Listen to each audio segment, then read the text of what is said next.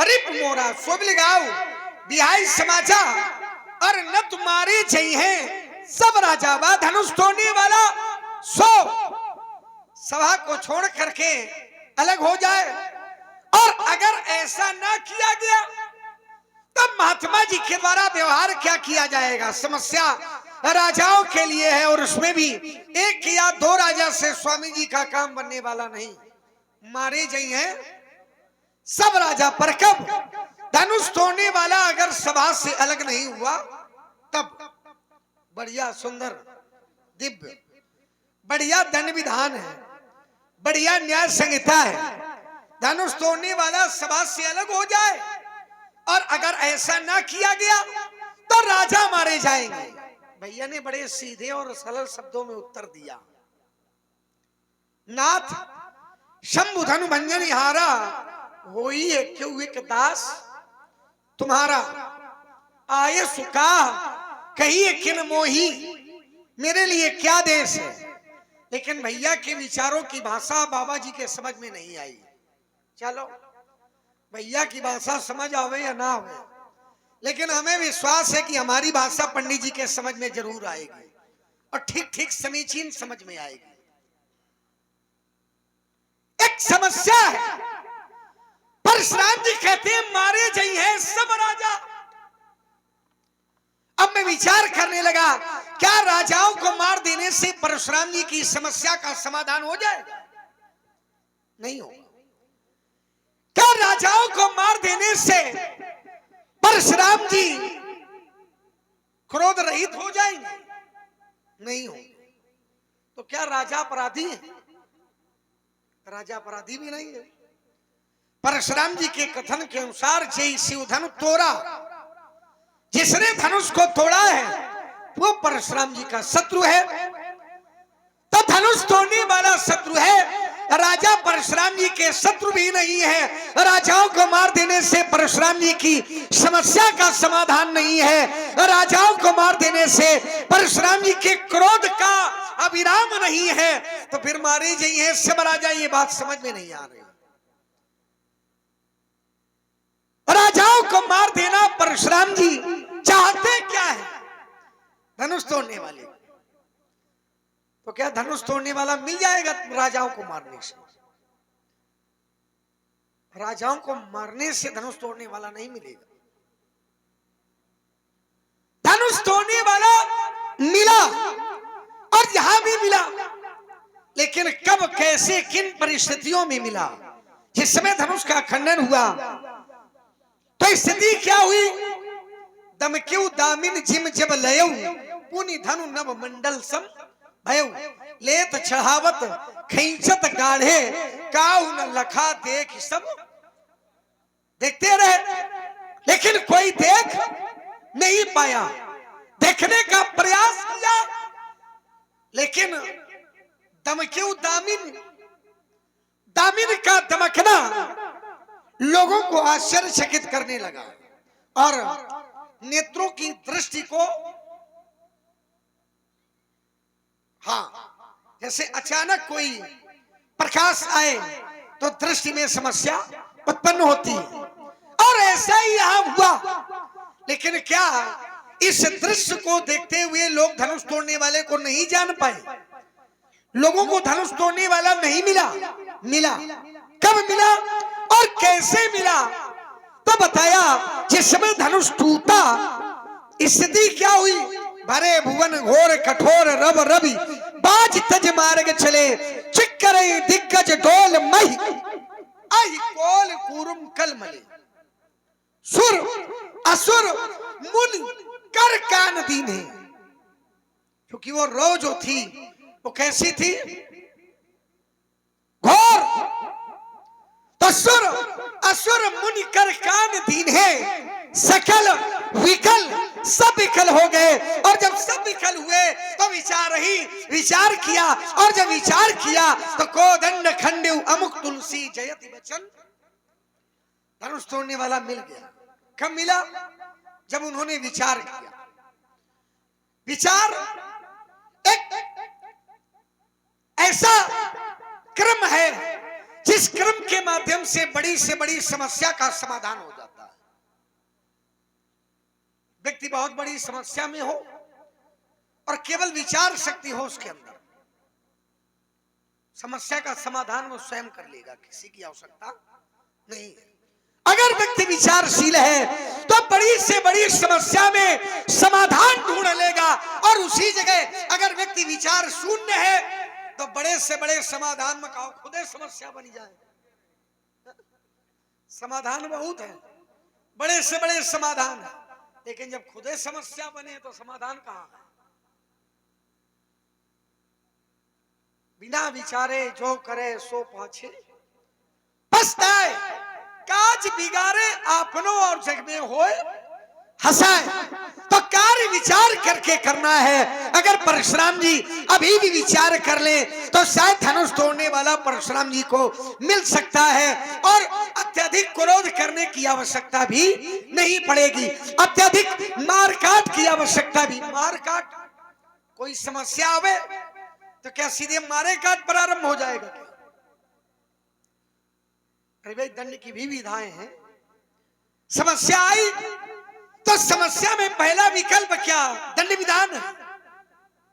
अरे मार काट तो अंतिम विकल्प है, लेकिन पंडित जी पहले लिए घूम रहे, मारे जाइए हैं सब राजा। ये मार काट की आवश्यकता न पड़ती, लेकिन अगर विचार कर लेते तब, और अगर विचार नहीं किया तो आगे समस्या और भी बढ़ सकती है, आगे समस्या और भी आ सकती है। अगर विचार नहीं किया तब। पंडित प्रणाम।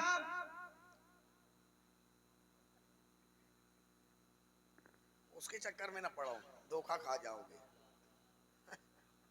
उसमें कुछ है ही नहीं। और स्वामी जी से बढ़िया है, कोई सर झुकाए, कोई सर तक ना हिलाए। या एक समस्या पूछ रहे, सब बढ़िया है। अरे हाल चाल पूछ रहे, मतलब क्रोध अत्यधिक है, और क्रोध के कारण परशुराम जी लाल हुए जा रहे हैं। क्रोध का कारण क्या है? मैं तो लग रहा है कि क्रोध का कोई कारण ही नहीं है, लेकिन ना वैदिक सिद्धांत कहता है कि जब तक कोई कारण नहीं होगा तब तक कोई कार्य भी नहीं होगा। आचार्य कहते हैं कारणे न बिना काचम न कदाचन विदते, बिना कारण के कोई कार्य नहीं होता है। अपवाद वाले हो जाए लेकिन कार्य नहीं होगा। फिर आचार्यों ने कहा कारण कार्य गुणा रमते, पहले कारण होगा और तब फिर कार्य होगा। कारण क्या है? धनुष टूट गया है, और अगर क्रोध का कारण धनुष का टूटना है तो एक बात मैं आपको बता दूं स्वामी जी, बहुत धन में तोरी लड़काई तब कमाऊंगा असरिस कीन गोसाई। आपके द्वारा कभी ऐसा क्रोध नहीं किया गया। कहने का अर्थ ये नहीं कि क्रोध नहीं किया गया, क्रोध किया गया, लेकिन असरिस ऐसा क्रोध नहीं किया गया। जब जब क्रोध किया गया तो क्षत्रम भुवो भारम, दुष्ट क्षत्रियों का विरोध उस क्रोध में था, अत्याचारियों का विरोध उस क्रोध में था, संतों का समर्थन उस क्रोध में था, साधुओं की रक्षा उस क्रोध में थी। लेकिन आज का जो क्रोध है, आज संतों के विरोध में है, आज साधुओं के विरोध में है, आज धर्म के विरोध में है। इसलिए असरिस कबहू न की, आपके द्वारा कभी ऐसा क्रोध नहीं किया गया। क्या ही धन पर ममता? हम इसके लिए नहीं कह रहे जो टूट करके गिरा। हाँ, 101 रुपए प्रेम प्रकाश सिंह चौहान 51 पुष्पोद्ध का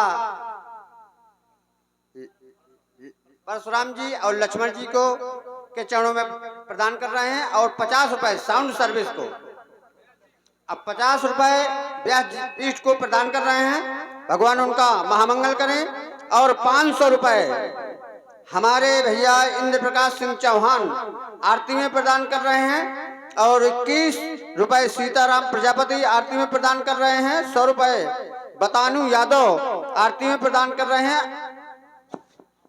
नहीं, ऐसा थोड़ी होगा। ब्याज जी नहीं होगा तो ब्याज जी वाला पैसा आप क्यों रख लेंगे? अच्छा, जब आएंगे तब वही तो हम करें। नहीं अभी आवाज आई ना कि ब्याज जी जब तक ना हुए तो तब तक का पैसा।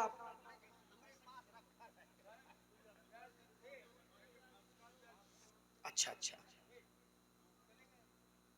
तो पंडित जी यही धन पर हेलो इस धनुष पर ममता का औचित्य क्या है, ममता का कारण क्या है, ममता का हेलो हेतु क्या है, ये हास्य में था। और 101 रुपए धर्मेंद्र सिंह राणा, 101 रुपए परशुराम जी और लक्ष्मण जी के चरणों में अर्पण कर रहे हैं। भगवान उनका महामंगल करें। और 211 रुपए आरती की श्रृंखला में राजू सिंह चौहान 211 रुपए भगवान की आरती कर रहे हैं। भगवान उनका अखंड कल्याण करें।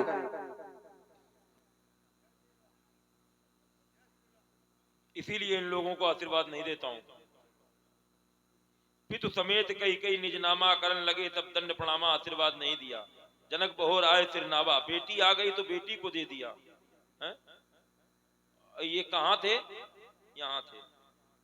पद सरोज मेले दो भाई, स्थान कहां था इनका? यहां। और लग कहां रहे हैं? कितनी तेजी से यात्रा इनकी बढ़ी। जब दो बड़े बात करते हैं तो मध्य में तीसरे को नहीं बोलना चाहिए। बोले तो तब बोले जब उन दोनों से बड़ा हो। जैसे इनके पिता दशरथ और इनके गुरुजी विश्वामित्र। विश्वामित्र अयोध्या गए। विश्वामित्र कौन है? विश्वामित्र महामुनि ज्ञानी। दशरथ कौन है? धर्म धुरंधर गुणनिधि ज्ञानी। दो ज्ञानियों में चर्चा हुई, हल नहीं निकला, तीसरे ज्ञानी का प्रवेश। कौन आए? महात्मा वशिष्ठ। को वशिष्ठ संबड़ गुण ज्ञानी। वशिष्ठ दशरथ से भी बड़े और विश्वामित्र से भी बड़े। बात बन गई। लेकिन ये न जनक से बड़े न राम से बड़े, हमसे तो छोड़ ही दो। न हमसे कद में बड़े, न हमसे पद में बड़े, न हमसे आयु में बड़े, न हमसे ज्ञान में बड़े, न हमसे बल में बड़े। और जब नहीं बड़े तो क्यों हुए खड़े? और फिर खड़े हुए और बोल पड़े। तो अब देखेंगे कब तक बोलोगे, क्या क्या बोलोगे, कैसे बोलोगे और कितना बोलोगे। राजकुमार लक्ष्मण के द्वारा उपस्थित समाज के अंतर्गत अपने प्रथम वक्तव्य की श्रृंखला के अंतर्गत जो भी बातें रखी गई उनको समाज में उपस्थित विज्ञ सुविज्ञ कोविज्ञ प्रविज्ञ मनीषी विद्वत वरेण्य समाज के द्वारा सुना गया। और मेरा मानना है, समाज को देख के लग रहा है कि सुना ही नहीं गया अपितु गुना भी गया। उस पर अपना चिंतन बौद्धिक व्यायाम भी किया। कुछ लोगों के सर भी राजकुमार लक्ष्मण की बातों को सुन करके उसके समर्थन में लगे। ठीक है, हमारी लक्ष्मण से कोई जमीन की लड़ाई नहीं है ना। राजकुमार लक्ष्मण ने अपनी बात का उपसंहार किया तो उसने लक्ष्मण ने एक बात कही, बोले आज धर्म के विरोध में है परशुराम जी। परशुराम धर्म के विरोध में है। अरे जिसका धनुष टूटा है वो स्वयं मूलम धर्म तरोर विवेक जल दे पूर्णेन्दुमानंदनम। वो स्वयं धर्म की मूल है। कौन? भगवान शंकर। तो जो धर्म की मूल है उसकी वस्तु अधर्म का प्रतीक होगी।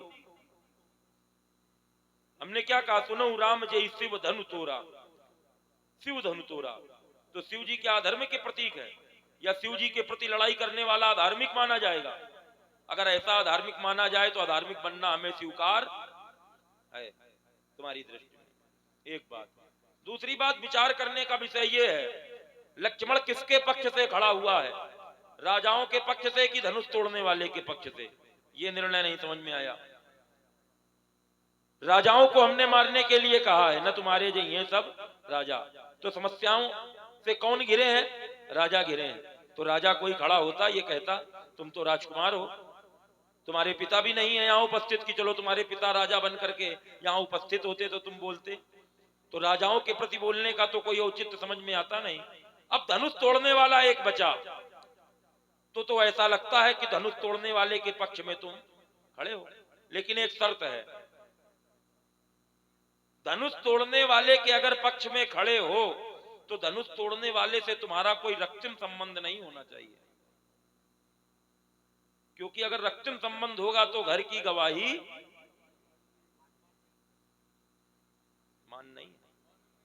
मान्य नहीं है। तो आपका उससे कोई रक्तिम संबंध नहीं होना चाहिए। आइए, राजकुमार लक्ष्मण ने कहा कि महाराज विचारों के द्वारा समस्याओं का समाधान हो गया। और जो समस्याएं विचार करके ही उत्पन्न की जाती हैं उसका क्या होगा? लक्षण सब विचार उर राखे, लेकिन कछुक बनाई भूप सन भाखे। ये देवर्षि नारद के लिए विचार किया लेकिन उर में रख लिया, और कछुक बनाई भूप सन भाखे, एक कारण। दूसरी बात, तुमने कहा विचार से सारे काम होते हैं, और बिना विचारे जो करे सो पाछे पछताए। तो ये तुम्हें परशुराम को नहीं बताना चाहिए, ये तुम्हें जनक को बताना चाहिए। जब बंदी जनों ने घोषणा की, बोले बंदी बचन भर सुनऊ सकल महिपाल, और प्रण विदेह का कहा हम भुजा उठाई विशाल। तब बंदी जनों ने क्या कहा? त्रिभुवन जय समेत वैदेही और बिना ही विचार। लक्ष्मण का तर्क था बिना विचारे जो करे सो पाछे पछताए, और जनक का प्रण क्या है? बिना ही विचार बरों हट ते ही, बिना विचार करके मैं ये कार्य करूंगा। तो ये तुमको, हमें नहीं, जनक को बताना चाहिए, इसकी आवश्यकता जनक को ज्यादा है। फिर विचार भी हो तो विचार के साथ साधन भी होने चाहिए। आपका विचार है कि हम यहां से कहीं जाएंगे और साधन नहीं है, तो चाहे जितना विचार बनाए रहो, विचार के लिए साधन भी तो होने चाहिए। आपका विचार है अच्छा भोजन प्राप्त करने का, अब विचार भले हो मन मोद कहीं की भूख बुताई, उसकी व्यवस्था तो करनी पड़ेगी, साधन तो जोड़ने पड़ेंगे। तो हम विचार तो बनाए, लेकिन साधन आज क्रोध ही बनेगा। फिर तुमने कहा यार राजाओं को मारने से क्या उत्तर मिल जाएगा? अब तुम क्या जानो, मार के आगे भूत निरात है। एक का मारो दूसर कांपे, तीसर खौफ खाए मर जाए। तीसर वाला खुदे बतावन लागी कि नहीं महाराज हमने ही तोड़ो है। फिर मारने का अर्थ तुमने ये कैसे ले लिया कि हम जान से मारेंगे?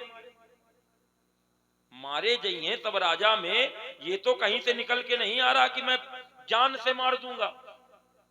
गुरुजी कक्षा से बाहर थे, कक्षा में किसी विद्यार्थी ने कोई बहुमूल्य वस्तु तोड़ दी, गुरुजी आए, गुरुजी ने पूछा किसने तोड़ी?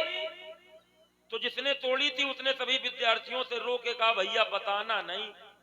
तो विद्यार्थियों को दया आई, सब चुप हो गए। अब गुरुजी पूछ रहे हैं ये किसने तोड़ी, लेकिन कोई बोल नहीं रहा है। तो गुरुजी को तो पता करना है, तो गुरुजी ने युक्ति निकाली। क्या युक्ति निकाली? बोले अगर हमको नहीं बताया गया तो जितने हैं सबको मारूंगा, अभी सभी मारे जाएंगे। तो भैया सब पर मार पड़े, इससे अच्छा जो किए वही का पड़े। तो ये तुरते बताएं कि नहीं गुरुजी हमने नहीं, इन्होंने तोड़ी। तो गुरुजी का उद्देश्य था अपराधी को पकड़ना, अभियुक्त को खोजना। तो उन्होंने युक्ति लगाई, यही युक्ति हमने भी लगाई है। न तुम्हारे जई हैं सब राजा। क्रोध में अगर बोध नहीं है तो क्रोध खराब है। आप ये नहीं कह सकते क्रोध खराब है। आग क्या खराब है? लेकिन जो आग घर जलाए वो खराब है, लेकिन जो आग चूल्हा जलाए तो क्या वो खराब है? तो क्रोध होना चाहिए, लेकिन समय पे होना चाहिए। तुमने स्वयं बताया बिना कारण के कोई कार्य नहीं होता। तो परशुराम का क्रोध कारण रहित है कि कारण सहित है? सुनत बचन फिर अनत निहारे, देखे चाप खंड मही डारे, तब है अतिरिस बोले बचन कठोरा, और कहू जड़ जनक धनुष कई। तो मेरा कारण रहित है कि कारण से सहित है? कारण सहित है। कारण देखा तब मैंने कार्य किया। अब राजकुमार लक्ष्मण ने कहा महाराज यही धनु पर ममता के हेतु और बहुधन हुई तोरी लरिकाई। तो उत्तर तो तुमने स्वयं खैर कर दिया। कब तोड़ी? लरिकाई में तोड़ी। बच्चा छोटा होता है, बाबा की गोद में बैठ के बाबा की दाढ़ी नोचता है, और आए बच्चा 16 वर्ष का हुई जाए और तब दाढ़ी नोचे, और बाबा मना करें तो इनके जैसे होए तो कही दे कि बाबा आप मना कर रहे हो, तब नहीं मना की ने। फिर तोड़ी कहां? अयोध्या में तोड़ी। तुम अपने पिताजी की संपत्ति में आग ही लगा दो, एक ही ठेकेदारी तोड़ो ले ना, लेकिन सार्वजनिक संपत्ति नष्ट करोगे तो कौन सा बड़ा वाला वाहन आता है? बराबर विजयी घर में गोल गोल लगा रहा। तो सार्वजनिक संपत्ति नष्ट मत कराइए। अब अंतिम बात, महाराज यही धनु पर ममता के हेतु, तो ममता नहीं है। ममता के 10 स्थान है। जननी जनक बंधु सुद्धारा तंदन भवंतोत परिवारा, जिसमें पहला स्थान है जननी का। और परशुराम ने क्या किया? परशुराम पितु आज्ञा राखी, मारी मात लोक सब साखी। तो ममता का जो केंद्र बिंदु है वो है माँ। मैंने माँ का वध किया। मेरे जीवन में ममता नहीं है। भगवान के प्रति हमारी ममता नहीं होती है। भगवान के प्रति और भगवान की वस्तुओं के प्रति हमारी श्रद्धा और विश्वास होता है। भगवान के प्रति विश्वास और वस्तुओं के प्रति श्रद्धा। तो मेरी धनुष के प्रति श्रद्धा है क्योंकि वो शिव जी का है। इसलिए रे नृप बालक काल वश, बोलत तो न संभाल, धनु ही सम त्रिपुरारी धनु विदित सकल। और आप हैं श्रीमती शांति देवी, जो सुरेश द्विवेदी शास्त्री जी की माता जी हैं। आपके माध्यम से 511 रुपए से भगवान की आरती हो रही है। और भैया श्रीमान अवधेश शिवहरे जी 201 रुपए से भगवान की आरती कर रहे हैं। बहुत बहुत धन्यवाद। और श्रीमान भैया रवि गुप्ता जी भगवान परशुराम और लक्ष्मण जी के चरणों में 51 मुद्राएं भेंट कर रहे हैं। और राम प्रकाश जी जो रूढ़ी पारा से पधारे हुए हैं, आपके माध्यम से भी 51 मुद्राएं संयुक्त रूप से भगवान परशुराम और लक्ष्मण जी के लिए भेंट किए जा रहे हैं। बहुत बहुत धन्यवाद। आइए, परशुराम जी ने जहां से प्रारंभ किया मैं इसी में फिर पुनः समाकलन अवकलन कर रहा हूं। प्रधान जी आप भी स्थान ले। ये हमारे रोहारी प्रधान जी और बड़े गुणी आदरणीय संतराम जी। परशुराम जी ने कहा कभी कभी विचार से भी समस्या बन जाती है। दृष्टांत तो बहुत बढ़िया दिया, लेकिन कहां का दिया और कैसे दिया, आइए जरा उस पर चिंतन करते हैं और लोग वहां पहुंचेंगे। विचार किया, लक्षण दास बिलोक लक्षण विचार उर राखे, और कछुक बनाए भूपसन, बना करके और राजा को समझा दिया। और जो लक्षण थे वो हृदय में रख लिया। विचार तो किया लेकिन वो विचार हृदय में कर लिया। अंतर है। देखिए, जब विचार हो तो केवल हृदय में ना रहे, वो प्रकट हो। और अगर प्रकट होगा तो समस्या नहीं, समस्या का समाधान होगा। विचार बहुत आते हैं लेकिन वो हृदय में बने रहे तो इसे विचार का मतलब क्या है? किसी ने विचार किया कि 2 साल बाद यज्ञ करवाना है। विचार किया 2 साल बाद यज्ञ करवाना है और रोज विचार कर रहा है। धीरे धीरे 2 साल निकल गए पूरे, धीरे धीरे 2 साल पूरे निकल गए। अब उसके मन में आया कि विचार मैं 2 साल से कर रहा हूं लेकिन कर कुछ नहीं पा रहा हूं। क्यों नहीं कर पा रहा हूं? क्योंकि विचार को प्रकट नहीं किया।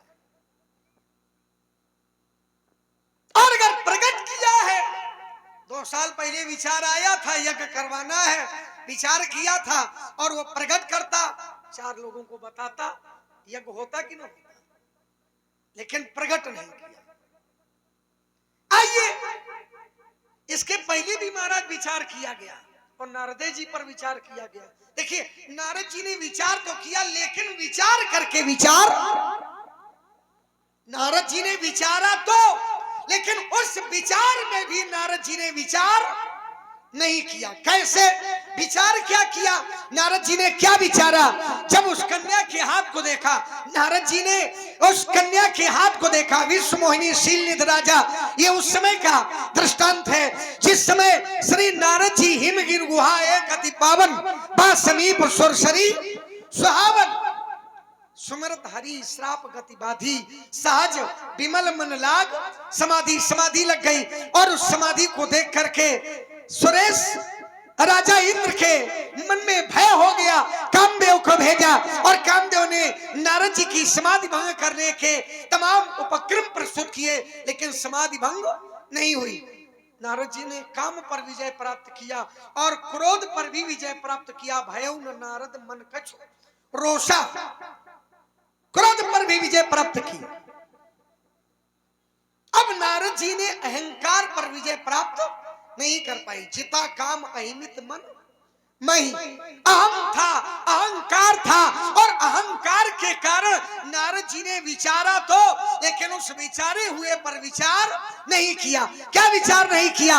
उस कन्या के हाथ को देखा और हाथ को देखने के बाद नारद जी ने क्या देखा कन्या के हाथ में? जो यही परे अमर सो होई और समर भूमि ते जीत ना कोई जो इसके साथ वर्ण करेगा, जो इसके साथ विवाह करेगा, जिसका विवाह होगा अमर सो होई। अब नारद जी ने विचार ये कर लिया कि जिसके साथ विवाह हो जाएगा वो अमर होगा, जबकि तात्विक अर्थ कहता है जो यही बरे अमर सो होई। साधारण व्यक्ति इसका वर्ण ही नहीं कर सकता। जो यही बरे अमर सो होई, ऐसा व्यक्ति से विवाह करेगा जिसको समरांगण में जीतने वाला कोई दूसरा नहीं होगा।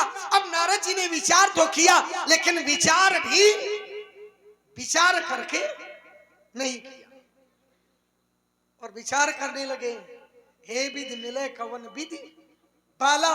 हम नारद जी सोचने लगे कि हम ही ब्याह कर लें तो हम ही अमर हुई जान, ऐसा विचार किया। जबकि तात्विक भाव क्या है कि जो इसके साथ विवाह करेगा वो अमर होगा। और नारद जी ने क्या विचार किया? नारद जी ने विचार ये किया कि जिसके साथ विवाह हो जाएगा वो अमर हो जाएगा। अमर हो जाएगा नहीं, अमर सो होई, हो जाएगा नहीं, अमर सो होई, वो अमर होगा, हो जाएगा नहीं। तो विचार तो किया, लेकिन उस विचार पर भी नारद जी ने विचार नहीं किया, तो द्वंद्व हो गया, समस्या खड़ी हो गई। इसके पहले भगवान ने विचार किया, करुणा निधि मन दीख विचारी। और क्या विचार किया? उर अंकुरे गर्भ तरु भारी। और विचार को हृदय में नहीं रखा, क्या कहा? तत्काल उसमें निवारण किया। और निवारण के लिए कहा, बेगी सुमय डारी हो उखारी। इसको थोड़ा कम करो, बार बार सीटी दे रहा है। इतना करो कि जितने में अधिक ध्वनि ना हो, है ना? हमारी ध्वनि हमें समझ में आवे, बस अधिक ध्वनि नहीं, गड़बड़ ना। विचार किया नारद जी ने। बेस काटो इसका पूरा, बिल्कुल बेस काट दो उसका, थोड़ा गेंद डालो उसमें। भगवान ने विचार किया और विचार करने के बाद प्रकट भी किया, बेग सुमय डारी हो खारी। और कहा, प्रण हमारे सेवक हित कारी। मैं ऐसा करूंगा क्योंकि सेवक का हित करना हमारा परम कर्तव्य है, हमारा प्रण है और हमारा नैतिक दायित्व भी है कि हम सेवक का हित करें। क्या करें?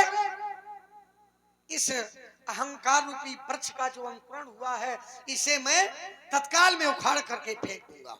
और ऐसा करने में मुनि कर हित, मुनि का हित होगा और मम कौतुक होई, मेरे लिए कौतुक होगा। अवश्य उपाय करब मैं सोई, मैं ऐसा ही उपाय करूंगा। और भगवान ने तत्काल में विरचे मग महु नगर जो 7 योजन विस्तार, केवल विचार भर नहीं किया, और विचार करने के बाद उन्होंने उस विचार पर कार्य किया। और जब कार्य किया तो प्रारंभ हो गया और समस्या का समाधान। देखिए, विचार किया और विचार पर भी विचार किया। विचार किया कि अहंकार का वृक्ष, अहंकार के वृक्ष का अंकुरण हुआ, अब इसको कैसे हटाया जाए। विचार आया, वृक्ष आया, वृक्ष बन गया है। अब इस वृक्ष को काटेंगे तो दोबारा फलित हो सकता है। क्यों? क्योंकि जड़ बनी रहेगी और जड़ को हटाने के लिए हमें क्या करना पड़ेगा? डारियों काटूंगा नहीं, छाटूंगा नहीं, क्या करूंगा? कभी कभी लोग वृक्ष को काट देते, छाट देते, तो काटने और छाटने से वृक्ष कभी भी नहीं जाता। कब जाएगा? जब उखाड़ी। तो भगवान ने विचार किया और विचार पर फिर विचार किया कि मैं इसके साथ ऐसा करूंगा। आइए जरा, अब परशुराम जी ने कहा कि तुम ऐसे राजा के राज्य में खड़े हो कि जहां स्वयं कहा जा रहा है कि बिना विचारे जानकी का विवाह हो जाएगा, सोई बुरारी को दंड कठोरा, राज समाज आज जय तोरा, तो त्रिभुवन जय समेत वैदेही, और बिना विचार बरई हट तही। बिना विचारे।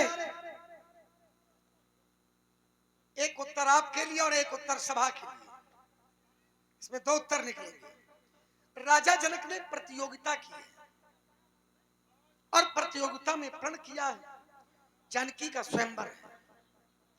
धनुष यज्ञ के माध्यम से जानकी का स्वयंवर है। और राजा जनक ने प्रण किया है। प्रण क्या किया है कि जो भी धनुष को तोड़ेगा उसके साथ जानकी का विवाह होगा। अब किसी प्रतियोगिता में कोई पुरस्कार रख दिया जाए और प्रतिभागी प्रतियोगिता में उत्तीर्ण हो जाए, प्रतियोगिता में विजयी हो जाए, तो विजयी होने वाले प्रतिभागी को पुरस्कार देने में क्या आप लोग विचार करोगे? इसलिए सोई पुरारी को दंड कठोरा, आज इस धनुष को तो तोड़ेगा राज समाज, आज जय तोड़ा जो व्यक्ति तोड़ देगा तो त्रिभुवन जय समेत वैदेही, फिर उस पर विचार नहीं होगा, विनय विचार बरई हट। इसका अर्थ ये नहीं है कि राजा जनक ने विचार करके प्रण नहीं किया, राजा जनक ने प्रण विचार करके किया, लेकिन अब इस प्रण पर कोई बदलाव नहीं होगा। जो पुरस्कार निर्धारित है इस पुरस्कार पर भी कोई विचार नहीं होगा। एक उत्तर परशुराम जी के लिए भी, यद्यपि है दोनों ही नहीं के लिए, दोनों पर इनको विचार करना है। परशुराम जी ने कहा कि ऐसे राजा के राज्य में खड़े हो। देखिए महाराज, राजा जनक ने अपनी घोषणा करवाई और घोषणा करवाने के बाद राजाओं का क्रम प्रारंभ हुआ। जब धनुष नहीं टूटा तो राजा जनक स्वयं बोले वचन रोष जन साने, चाक क्रोध में आए और रोष में आए और विचार नहीं किया और शब्दों का प्रयोग कर दिया। राजा जनक ने बिना विचारे शब्दों का प्रयोग किया। तो महाराजा जनक को किसने डांटा? किसने डांटा? जोर से बोलो, सुनाई कम देता है। हम राजा के राज्य में खड़े, राजा जनक का राज्य जरूर है, लेकिन अगर कोई गड़बड़ करेगा तो चाहे वो राजा जनक हो और चाहे परशुराम जी हो, हम राजा के राज्य में खड़े हैं। तो कहते नहीं राज्य तुम्हारा मर्जी हमारी, तो मर्जी अगर गड़बड़ वाली नहीं है, मर्जी अगर धर्म के विरोध में नहीं है, तो आप किसी भी सभा में खड़े होकर के किसी को भी ललकार सकते हो, और अगर स्वयं में कोई ना कोई कमी है तो आप ललकारने के अधिकारी नहीं। और मैंने राजा जनक पर डांट लगाई, और जिस समय लक्ष्मण ने राजा जनक पर डांट लगाई उस समय की स्थिति क्या हुई? लखन सकोप बचन जे बोले तो डगमगान महि दिग्गज बोले, सकल लोग सब भूप टेराने और सिए ही हरस जनक सकुचाने। अगर राजा जनक ने ठीक ठीक कहा होता तो राजा जनक को सकुचाने ना होता, सिए ही हरस जनक खिसियाने हो जाता। लेकिन यहाँ खिसियाने नहीं है, क्या है? ऋषियाने नहीं है, सिए ही हरस जनक सकुचाने। क्यों सकुचाने? क्योंकि लक्ष्मण की बात यहाँ ठीक है और राजा जनक की बात ठीक नहीं। आइए अगला बिंदु परशुराम जी का। परशुराम जी ने कहा कि बालक छोटा हो और बाबा के कंधे में बैठ जाए। नहीं, आप बोलिए पहले। और आप हैं श्रीमान राकेश सिंह जी चौहान, आपके माध्यम से दोनों विभूतियों के चरणों में इनकी मुद्राएं भेंट की गई, बहुत बहुत धन्यवाद। और श्रीमान पंडित अजय अवस्थी जी, आप भी भगवान परशुराम और लक्ष्मण जी के सुंदर संवाद पर प्रभावित होकर इनकी मुद्राएं भेंट की, बहुत बहुत धन्यवाद, बहुत बहुत सर। परशुराम जी ने कहा कि बालक छोटा हो, बाबा के कंधे में बैठा हो और बाबा की दाढ़ी नोचे तो बाबा उस पर क्रोध नहीं करेंगे। अच्छा, बड़ा हुई जाए और फिर दाढ़ी नोचे तो ये समझो पहले कि बड़ा हुई जाए तो बाबा कंधे में काहे बैठा रहे? भाई दाढ़ी तो तब नोचेगा जब कंधे में बैठा लोगे, और कंधे में नहीं बैठा लोगे तो दाढ़ी नोचेगा क्या? भाई दाढ़ी तो तब नोची जाएगी जब आप कंधा दोगे। आपके बाबा ने कंधा दिया, एक जगह लिखे बाबा ने भी कंधा दिया। जब कंधा दिया क्या हुआ? देखो मैंने नहीं कहा कि क्या हुआ, लेकिन लोग समझ गए कि लक्ष्मण का निशाना कहां जा रहा है। बालक छोटा माता की केस पकड़ा खींचे, और ऐसा स्वाभाविक बालक छोटा होता है, माता के केस पकड़ता है, और ऐसी स्थितियों को माता बहुत अच्छी तरह से जानती है। केस पकड़ता है, खींचता है, और शास्त्र में सिद्धांत आया कर गई केस करे बहु खाता तऊ न हेत उतारे माता। अब पंडित जी कहते हैं कि लक्ष्मण ऐसा बालक हो जाए और फिर केस नोचे, लक्ष्मण ऐसा कहे हो जाए, परशुराम ऐसा ना हो जाए। भाई लक्ष्मण ऐसा हो जाए, हम कहते हैं परशुराम जैसा हो जाए। छोटा होए और माता के केस पकड़े कोई बात नहीं, और बड़ा हो जाए और मातारी का सर काट डाले।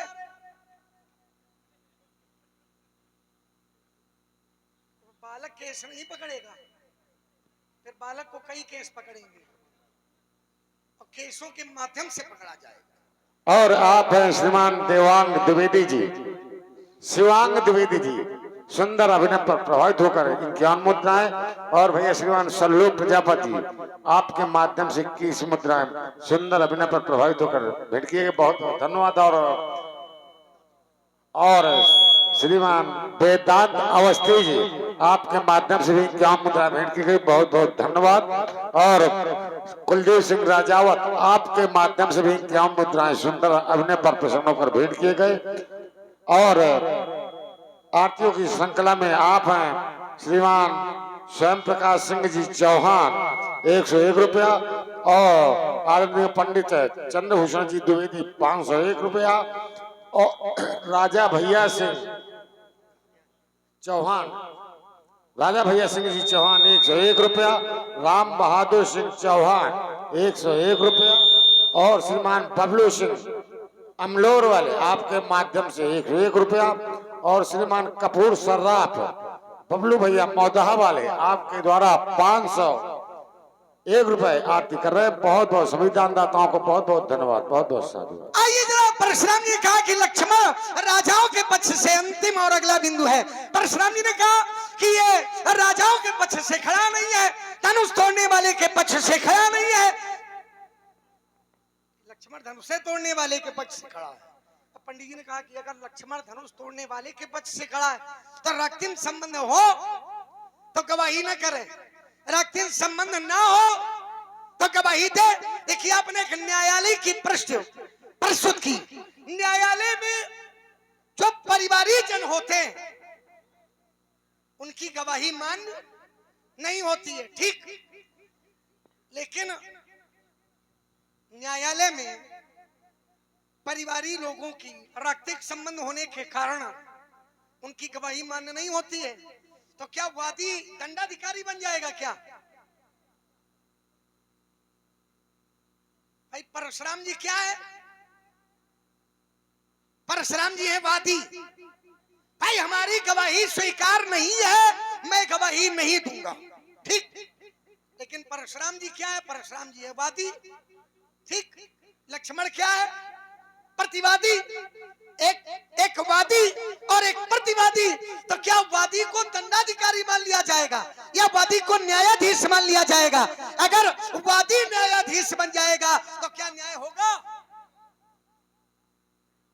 तो वादी न्यायाधीश न बने लक्ष्मण। आइए, आपने कहा कि गवाही दूसरे की हो, कि धनुष का टूटना धर्म है कि अधर्म है, मैं दूसरे की गवाही दे रहा हूं।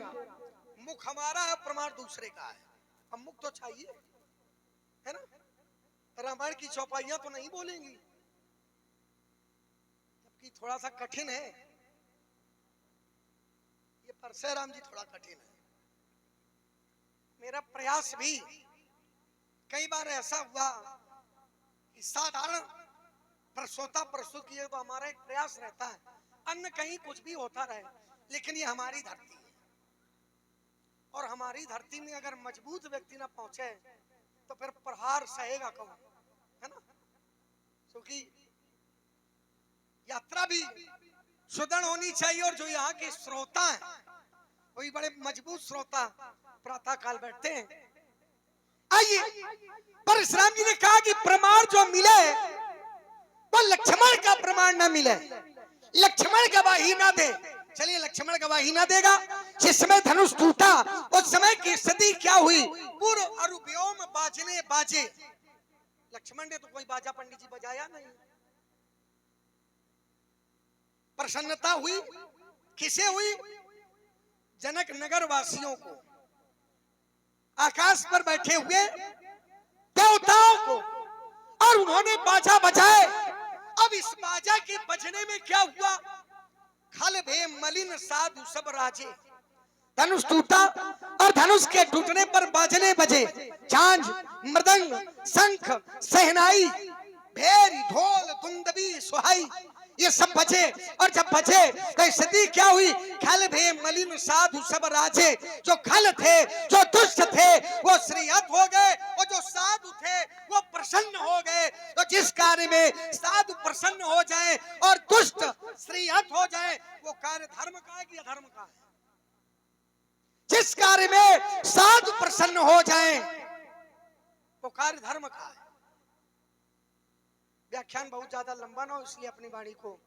और आप हैं श्रीमान जग्गू सिंह गौर एक दो बिंदु भमई वाले, आपके माध्यम से भगवान परशुराम और लक्ष्मण जी के चरणों में 101 मुद्राएं भेंट कर रहे हैं। और श्रीमान धर्मेंद्र सिंह राणा छोटा लेवा वाले, आपके माध्यम से भी दोनों विभूतियों के चरणों में 51 मुद्राएं। और भैया सुनील गुप्ता जी, आपके माध्यम से 21 मुद्राएं। और श्रीमान ठाकुर राजू सिंह चौहान जी, आपके माध्यम से भी 21 मुद्राएं। और श्रीमान ठाकुर शिवकनंद सिंह जी चौहान, आपके माध्यम से भी 21 मुद्राएं भेंट की गई, बहुत बहुत धन्यवाद। और श्री ओम प्रकाश सिंह जी चौहान 151 रुपए से भगवान की आरती कर रहे हैं, भगवान उनका अखंड कल्याण करे। और श्रीमान राम चंद्र सिंह जी चौहान, आप भी 111 रुपए से भगवान की आरती कर रहे हैं, भगवान उनका महामंगल करे, अखंड कल्याण। और ओम प्रकाश जी, भैया ओम प्रकाश सिंह जी 51 मुद्रा है, भगवान परशुराम और लक्ष्मण जी के चरणों में भेंट कर रहे हैं। भैया जी को बहुत बहुत धन्यवाद, बहुत बहुत साधुवाद। इतना लंबा व्याख्यान बोलने के बाद अंत में बोला कि व्याख्यान ज्यादा लंबा, जब इसकी दृष्टि में ये इतना बोलने के बाद लंबा नहीं है, तो अब परमात्मा मालिक है। 2 प्रकार की शैली है, व्यास शैली, समाज शैली। आप तात्विकवाद को समाज शैली के अंतर्गत अपनी कह सकते हैं, उपस्थित कर सकते हैं, और जो शब्द दिए जाएं उन पर ही पूर्णतया चर्चा करें। मैंने ये नहीं कहा था कि बालक बाबा के कंधे में बैठ जाएगा, शब्दों में सुधार करो। अब कंधे में बैठ के दाढ़ी नोचने का कोई क्रम ही नहीं बनेगा, कंधे में बैठेगा तो बाल नोचेगा। शब्दों को बदला तुमने, हमने सब। अच्छा, ये बच्चे हैं, बच्चे हैं, अच्छी बात है, लेकिन बच्चे जब बोलते हैं तो कैसे बोलते हैं? जो बालक का तोतरी बाता, ये तोतरी बाता, काफी बच्चा है, काफी तुम बच्चा हो।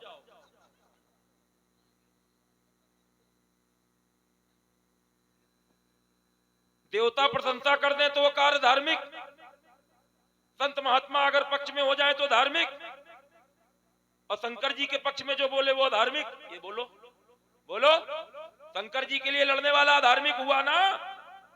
अरे बोलो, अधार्मिक है शंकर जी के लिए बोलने वाला, तो तुमसे ज्यादा फिर अधार्मिक अब संसार में शंकरों जी देख रही है तुमका। वो आपके पक्ष में आप बोल रहे हैं, हमारे पक्ष में नहीं बोलना, कह रहे शंकर जी के लिए बोलने वाला धार्मिक, वो ये बोल रहे हैं। नहीं लगाया है। अच्छा, धार्मिक है। हाँ। अच्छा, तुम यहीं के साथ आए हो। पुनि मुनि वृंद समेत कृपाला, देखन चले धनुष मख साला। ये सब पहले से आके यहाँ जटा हुआ है, पहले से आ रहा है यहाँ, ये सब इसकी व्यवस्थाएं हैं। हम तो अकेले हैं, चलो कोई बात नहीं, लेकिन न्याय जहाँ है वहां डरने की आवश्यकता नहीं है, क्योंकि सत्य परेशान हो सकता है लेकिन पराजित नहीं हो सकता। ये आइए, राजकुमार लक्ष्मण के बिंदुओं को आपने सुना। अब देखो समाज शैली में प्रयोग हो रहा है। नारद के प्रसंग में मुझे ज्यादा बोलने की आवश्यकता नहीं, वहां केवल 2 शब्द हैं। भगवान का कौतुक, भगवान का वहां कौतुक है। मुनि कर हित मम कौतुक होई, भगवान अपना कौतुक कर रहे हैं। प्रगटे प्रभु कौतुकी कृपाला, ये जो कुछ भी हो रहा है नारद के द्वारा किया जा रहा है वो भगवान का कौतुक है, ठीक है ना? अगर भगवान अपने कौतुक के लिए ना करते तो नारद को जो वानर का रूप दिया गया था वो समाज में सबको दिखता, लेकिन वो रूप केवल 3 लोगों को दिखाई दिया। सो स्वरूप नृप कन्या देखा। पहला किसने देखा? उस कन्या ने। फिर किसने देखा? रहे तहां दुई रुद्रगण तेज आनत सब भेव, उन्होंने देखा। और तीसरा किसने देखा? तीसरा जब भगवान नारद जी ने स्वयं अपना मुख देखा जाकर के, निज मुख मुकुर बिलोकौ जाई, जब अपना मुख स्वयं देखा तब वानर रूप देखा। संसार में किसी ने नहीं देखा नारद को वानर के रूप में, वहां सबने नारद समझ करके ही प्रणाम किया। तो ये स्पष्ट हुआ कि वहां जो कुछ भी हुआ वो भगवान की इच्छा से, भगवान की माया से। भगवान स्पष्ट कह रहे हैं मम इच्छा कह दीन दयाला, भगवान ने वहां स्वीकार किया। तो नारद का प्रसंग तो खत्म हो गया, भगवान की वहां पर चली गई बात। अब आइए, तुमने कहा विचार आया लेकिन अंदर रख लिया, प्रकट नहीं किया। अच्छा, विचार आया, अंदर नहीं रखा, प्रकट कर दिया गया, लेकिन जिससे प्रकट किया गया उसने कह दिया विप्र वचन नहीं कहो विचारी। विचार आया तब मुनिवर मन कीन विचारा। और विचार में क्या मांगा, क्या विचार किया? ज्ञान विराग सकल गुण ऐना, सो प्रभु मैं देखब भरी नैना। और क्या कहा? कि उनको मांग करके लेकर के आऊंगा, लेकर के आऊंगा।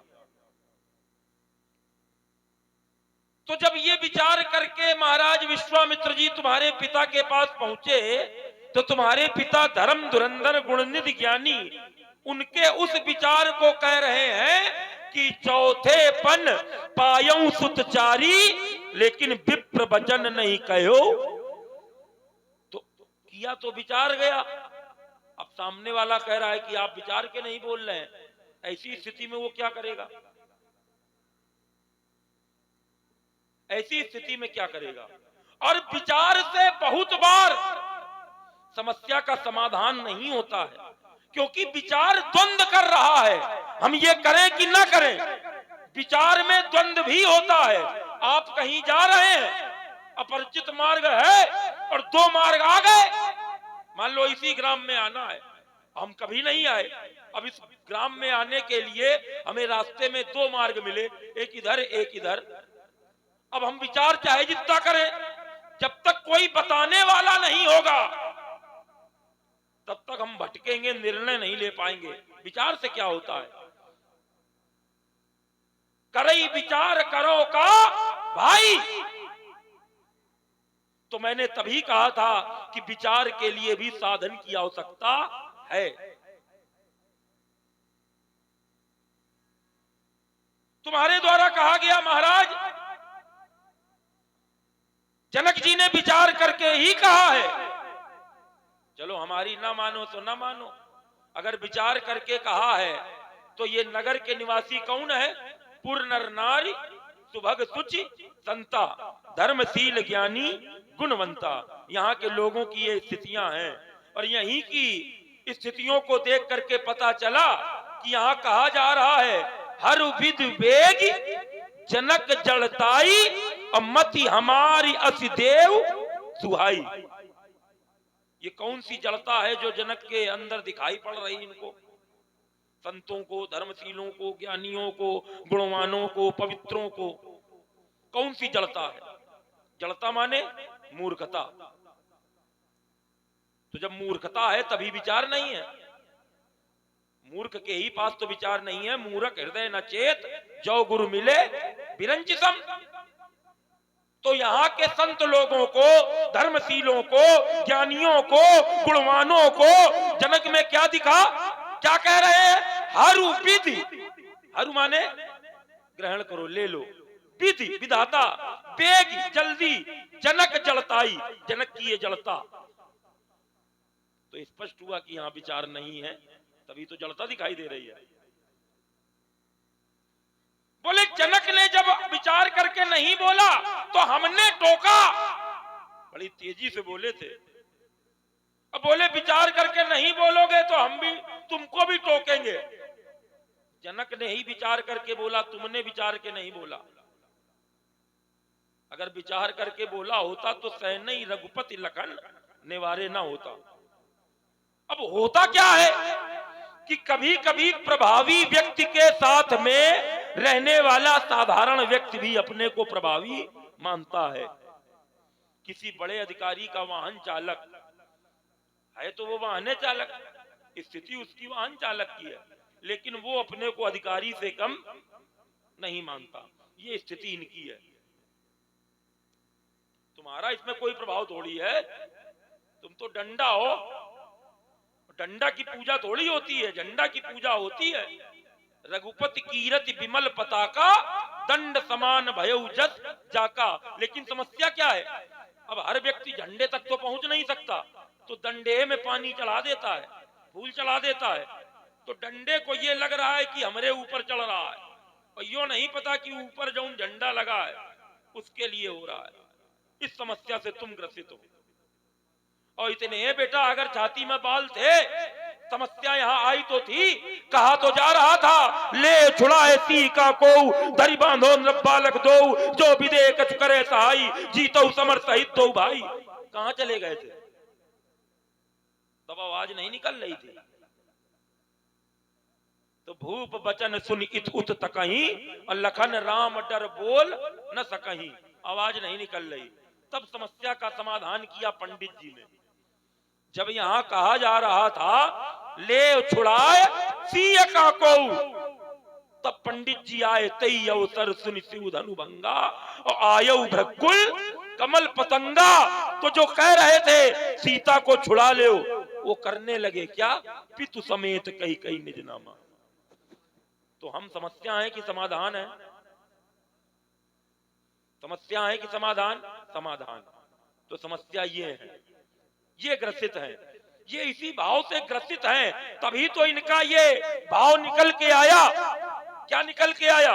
इनके द्वारा कहा गया, दिस कुंजरहु कमट आई कोला, धरहु धरणी धर धीर न डोला, अमुक चहई शंकर धन तोरा, हो सजग सुनी आयस।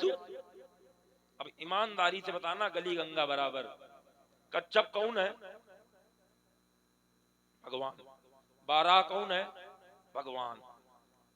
ये कौन है? शब्द है सुनी आयस मोरा। आदेश बड़ा देता है कि छोटा देता है? तो ये अपने को कच्छप से बड़ा माने, ये अपने को बारह से बड़ा माने। तो महत्वाकांक्षा के कारण ये पीड़ित हैं। क्यों? क्योंकि ये इतने बड़े अधिकारी के साथ लग गए हैं। अब पता नहीं को लगवाए इनका। कभी कभी व्यक्ति प्रभावी नहीं होता, लेकिन प्रभावी व्यक्ति उसको जोड़ देता है तो वो हो जाता है। और सम्मान इनको हो नहीं रहा है ज्यादा हजम, तभी कह रहे हो सजग सुनी आयस मोरा। अच्छा, आयस दिया, बात तब बनती जब वो आयस मान लेते। हमने आपको आदेश दिया तो बात तो तब बनती जब तुम मेरा आदेश मान लेते। आयस इन्होंने दिया, लेकिन वो इनका कौनो नहीं मानना है। दे रहा हो, कोई तो जाना था कि तुम क्या हो। पक्के वाले तो सब जानते हैं तुम क्या हो, तो उन्होंने नहीं माना। भरे भुवन घोर कठोर रव रवि, बाज तज मारग चले, चिक्कर ही दिग्गज डोल मई आई। देखो जिनको जिनको इन्होंने आदेश दिया, दिस कुंजरहु कमट आई कोला, चिक्कर ही दिग्गज डोल मई आई। कोल, कोल माने वारा, कूरुम कलिमले, सुर असुर आदि आदि। तो तुम्हारा आदेश भी उन्होंने नहीं माना। वो सब जो उनकी क्रिया होनी थी वही क्रिया हुई। अब राजकुमार लक्ष्मण ने कहा कि महाराज, तुम्हारे द्वारा बातें तो बहुत की गई हैं, लेकिन हम ये चाहते हैं तुम्हारे जैसा राजकुमार है सामने तो कम कम शब्दों में हो और जल्दी जल्दी वार्ता हो और बढ़िया बढ़िया वार्ता हो, नवनीत निकल करके आवे, है ना। ज्यादा विस्तृत ना हो, क्योंकि विस्तृत में फिर छूट जाती हैं बातें। तो अच्छी अच्छी आवे, और इधर से चोट आवे इधर उत्तर, और इधर से चोट आवे इधर उत्तर, और इसमें तुम सक्षम हो, इसमें भी कोई समस्या नहीं है। एक बार में हुए तब क्या बात है। तो और आप हैं श्रीमान नरेश प्रजापति जी। फिर भी हम आपको चोटिल नहीं करेंगे। नरेश प्रजापति आपके माध्यम से एक मुद्राएं भगवान परशुराम और लक्ष्मण जी के चरणों में प्रेषित है। और श्रीमान धर्मेंद्र सिंह राणा छोटा लेवा वाले, आपके माध्यम से 51 मुद्राएं, और श्रीमान संतोष सिंह जी खजुराहो आपके माध्यम से भी 101 मुद्राएं भगवान परशुराम और लक्ष्मण जी के चरणों में प्रेषित है। और श्रीमान गुलाब सिंह जी उर्दना वाले, आपके माध्यम से भी 21 मुद्राएं प्रेषित है। बहुत बहुत धन्यवाद। और श्री राम बाबू नामदेव 501 रुपए से भगवान की आरती कर रहे हैं, भगवान का अखंड कल्याण करे। और लल्लू सिंह जी 501 रुपए से भगवान की आरती कर रहे हैं, भगवान का कल्याण करे। पप्पू यादव जी 100 रुपए से भगवान की आरती कर रहे हैं, भगवान का कल्याण करे। और दिनेश तिवारी जी किराना मौदहा 501 रुपए से भगवान की आरती कर रहे हैं, भगवान का अखंड कल्याण करे। और फौजी आहत मौदहा आप 1100 रुपए से भगवान की आरती कर रहे हैं, भगवान का अखंड कल्याण करे। जगदीश सोनी मौदहा वाले, आप भी 1100 रुपए से भगवान की आरती कर रहे हैं, भगवान का अखंड कल्याण करे। और वैभव सिंह गौर 151 रुपए से भगवान की आरती कर रहे हैं, भगवान का कल्याण करे। और फौजी सूबेदार साहब 100 रुपए, रज्जू प्रसाद यादव लेवा निवासी 100 रुपए से भगवान की आरती कर रहे हैं, भगवान का अखंड कल्याण करे, महामंगल करे। जय जय करे। अच्छा ये बताओ, ये जो लोग आरती कर रहे हैं किसकी आरती कर रहे हैं? नहीं किसकी आरती? हाँ? सीधे कहो, धनुष तोड़ने वाले की। किसकी आरती कर रहे हैं? धनुष तोड़ने वाले की आरती कर रहे हैं। तो पंडित जी राजाओं को मार रहे हैं, समझो। अब देखो, ये तुम ये कह रहे हो धनुष तोड़ने वाले की आरती कर रहे हैं, तो बतावे नाम, बतावे नाम किसने तोड़ा है? इतने नाम पढ़ दिए उन्होंने आरती करने वालों ने। कितने? अब जो आरती कर रहे हैं उनको पकड़ो, राजाओं को काहे पकड़ रहे हो? इतने राजा, आरती करने वाले किसी एक को पकड़ लो कि भैया किसकी आरती कर रहे हो, उत्तर मिलेगा कि नहीं? चलो छोड़ो। आइए जरा, परशुराम जी ने कहा कि लक्ष्मण का बोलना वहां उचित नहीं था, लक्ष्मण का बोलना वहां उचित नहीं था। और अगर उचित होता तो सैन्य रघुपति लखन निवारे न होता। अब देखिए मैं बता रहा हूं कि उचित था। इसी अर्धाली में है, सैन्य रघुपति लखन निवारे प्रेम समेत निकट। अच्छा सैन कैसे किया जाता है जरा? सैन माने नेत्रों का इशारा। राम जी ने नेत्रों के इशारे से ये कहा होगा, कल्पना करो, क्या राम जी ने ये कहा होगा लक्ष्मण बहुत बोल रहे हो चुप बैठ जाओ, ऐसे कहा होगा क्या? क्योंकि शब्द लगा है प्रेम समेत, तो राम जी ने कहा लक्ष्मण काम हो गया बैठ जाओ, यही तो कहा होगा। सैन नहीं। आइए जरा, सैन के पहले क्या है? सैन के पहले जो है, इससे प्रमाणित हो जाएगा कि लक्ष्मण का बोलना इस पृष्ठभूमि पर उपयुक्त है या अनुपयुक्त है। ये प्रमाण मिल जाएगा सैन के पहले। अब आप बैठे हो तो संभालो। और क्या, साधारण राजा थोड़ी है। बहुत से राजा जिन्हें आ करने का ज्ञान नहीं है, तो ये आ करते भी हो, आ करवाते भी है। कहां गए? हेलो,